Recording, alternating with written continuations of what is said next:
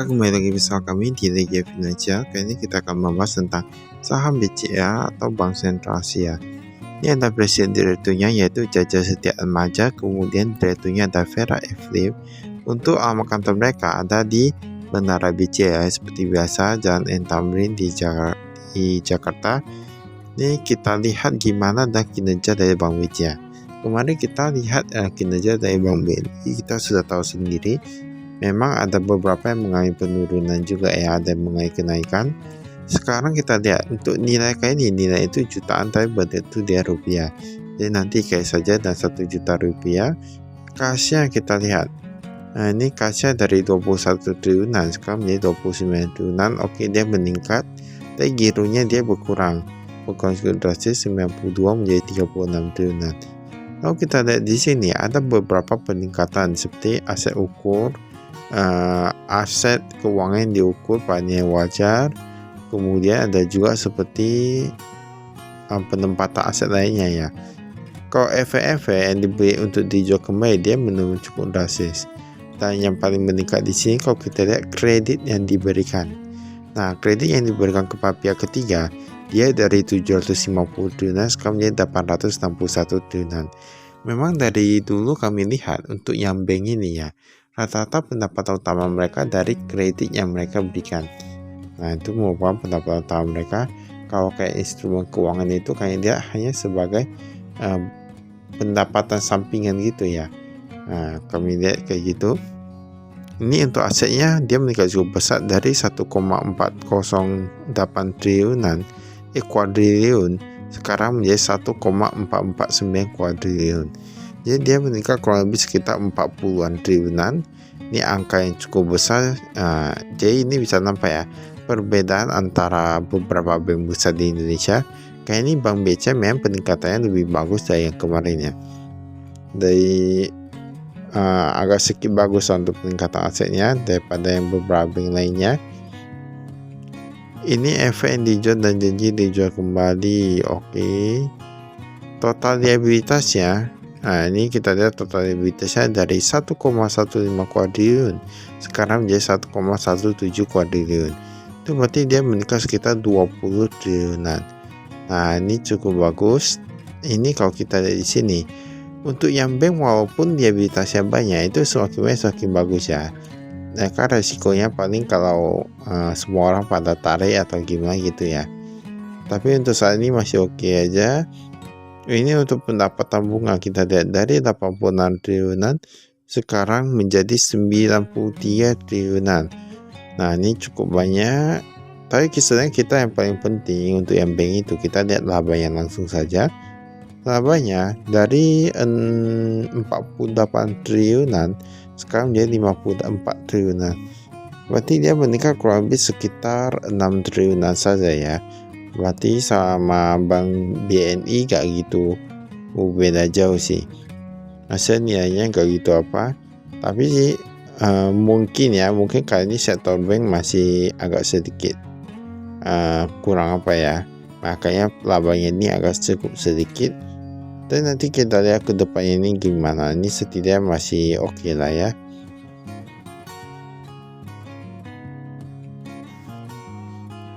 Arus kas dari aktivitas operasional.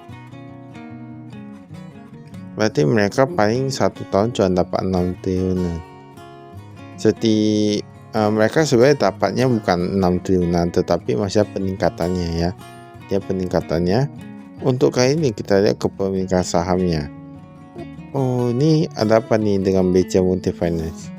Nah dia dari ada sekarang udah jadi gak ada. Nah ini kan di bidang pembiayaan investasi, pembiayaan modal kerja dan yang gini. Nah kemarin ada sekarang udah gak ada ya.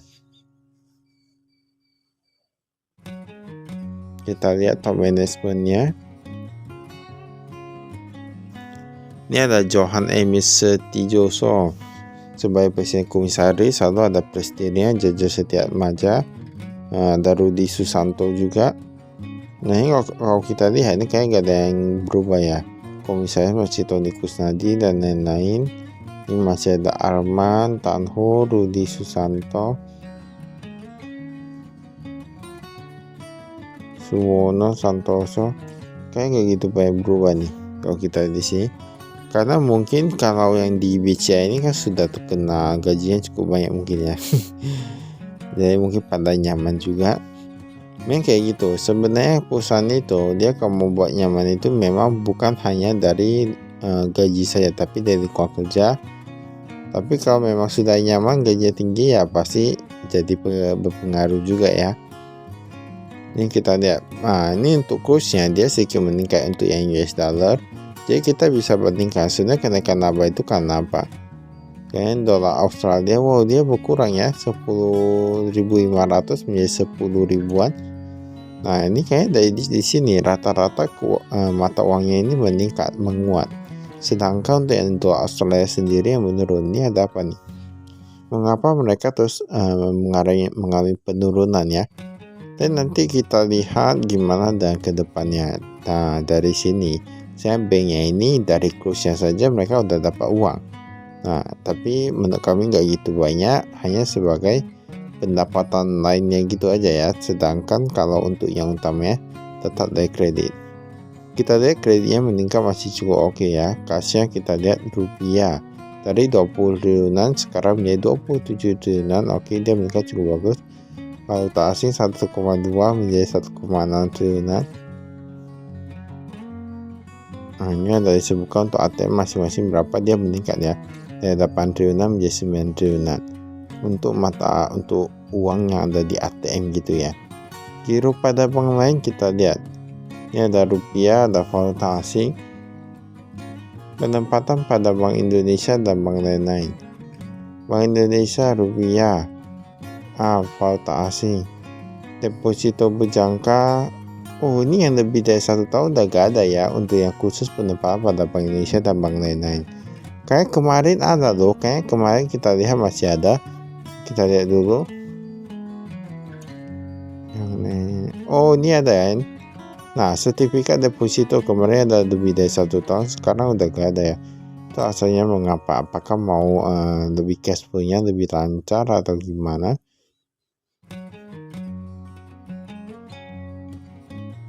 Ini kita lihat tagihan dan utang ekspektasi.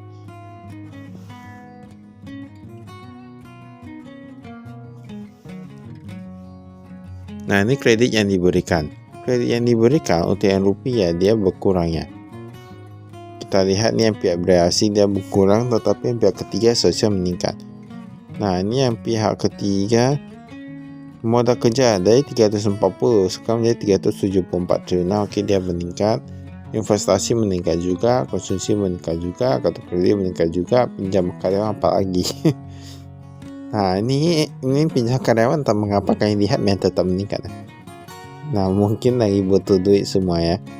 Jadi sebenarnya kalau kita lihat dari kreditnya ini semua rata-rata meningkat itu cukup bagus menurut kami. Karena yang dia gak meningkat itu cuma yang pihak berhasil. Pihak berhasil kan gak gitu banyak, itu pun untuk sendiri-sendiri. Dia meningkat untuk apa ya, kita gak tahu bunganya juga. Tapi pihak ketiga kan sosial mereka mau cari yang paling cuan gitu ya.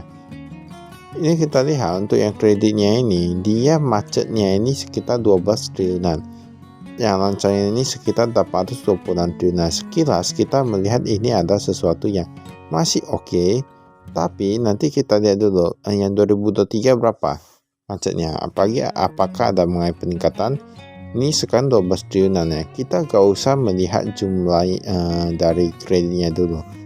Kita lihat dari total macetnya saja dulu.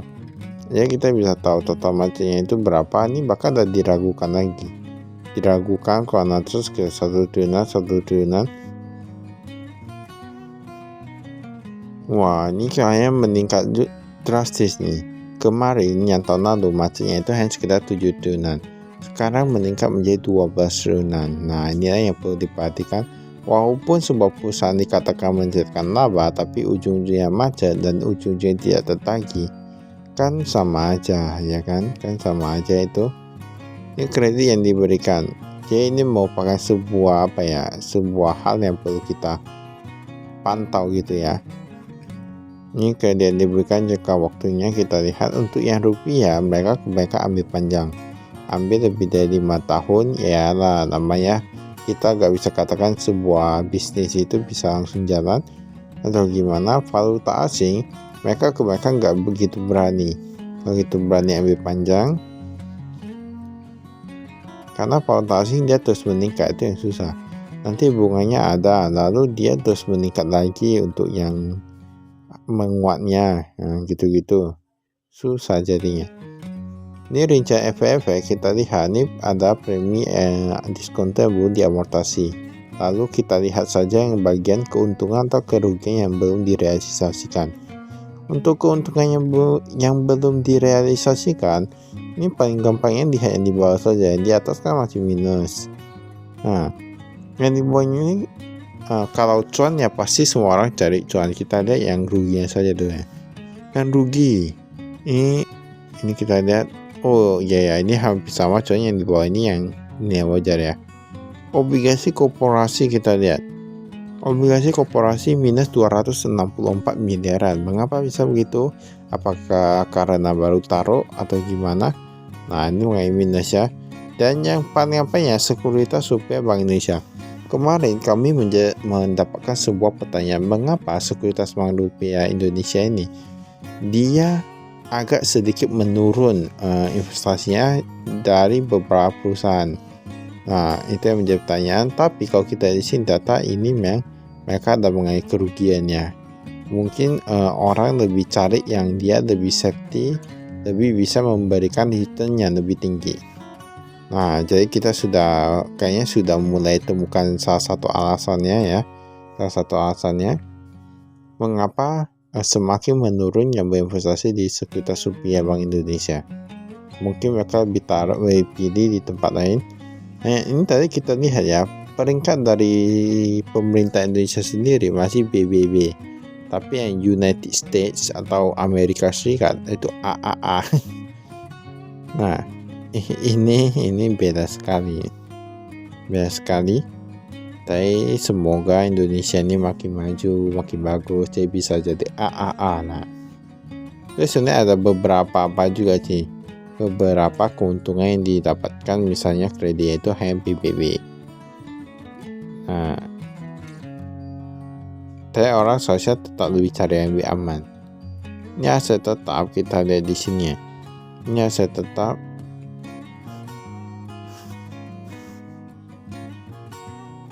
Ini aset lain-lain kita lihat di sini.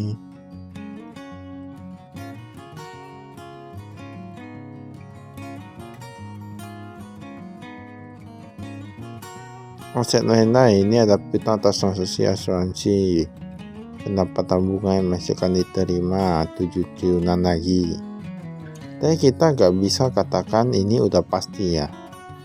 Kita nggak bisa katakan udah pasti, misalnya untuk yang di masa depan sudah pasti dapat, kecuali dia bunganya itu tetap. Bahkan obligasi korporasi aja kadang bisa minus. Nah, apalagi yang biasa-biasa aja ya.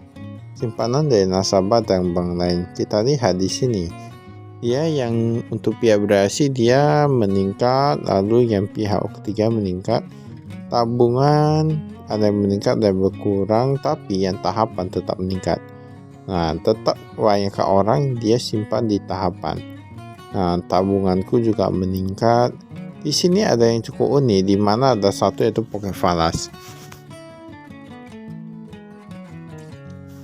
Nah, pocket falas kemarin nggak ada, sekarang jadi ada ya. Nah, kemarin nggak ada, sekarang jadi ada. Itu punya yang di valuta asing ya. Dan memang namanya pocket falas, jadi kamu mungkin simpan rupiah di sana. Memang jujur kami lihat seperti yang bank lain itu kayak Bank Mandiri, mereka ada juga ya. Nah, kita bisa buka tabungan falas dan gitu. Ini deposito berjangka kita lihat. Ini yang 12 bulan makin sedikit. Bisa kita lihat perbandingan dari yang tahun lalu. Kebanyakan orang sekarang lebih ke 1 bulan. Yang 3 bulan, 6 bulan, 12 bulan makin kurang diminati. Ada apa nih? Kami dari kemarin sudah mengatakan ada tren seperti ini dan memang terus terjadi. Dan salah satu alasannya kalau kami lihat itu karena ada bank digital ya. Mereka bunganya lebih tinggi dan lain gitu ya.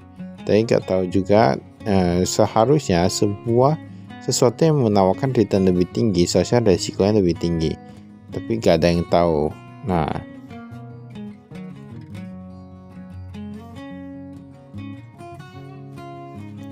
tahu return tinggi, resiko rendah, nah pasti langsung langsung dicari orang-orang itu ya.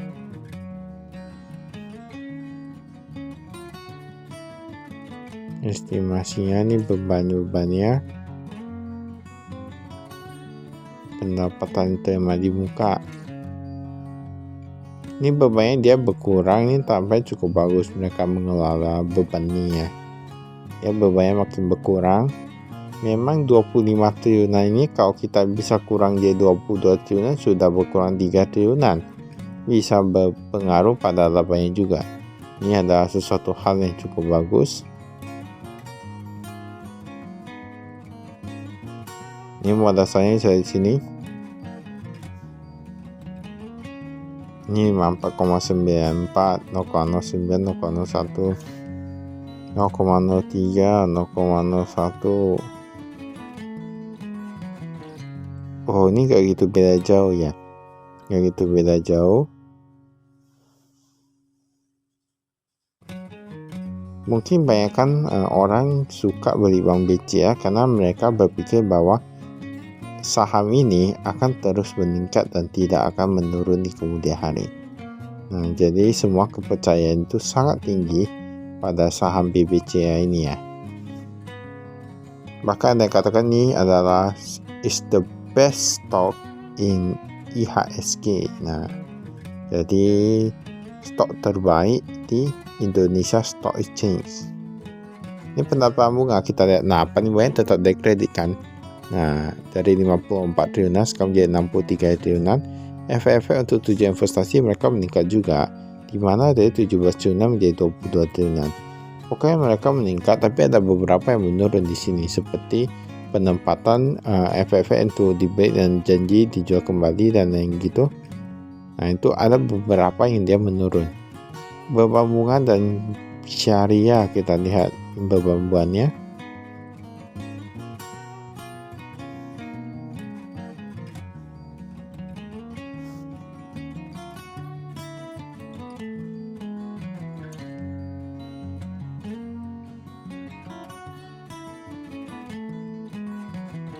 Ini kita skip. Ini segmen operasional, kita lihat. Yang paling banyak masih di daerah Jawa, sekitar 86 triliunan. Kemudian yang kedua itu ada di Sumatera 4 triliunan. Yang ketiga di Indonesia bagian timur, lalu di Kalimantan, dan di operasional negeri. Tapi kalau kita lihat, ini yang 2023 operasional negeri sekitar 69 miliaran. Sekarang hanya tersisa 37 miliaran. Nah, ini mengapa bisa begini? Apakah itu salah satu alasan orang agak kurang suka bertransaksi internasional pakai bank BCA atau gimana? Gak ada yang tahu ya. Tapi di sini kita lihat dia agak sedikit berkurang untuk operasional luar negeri.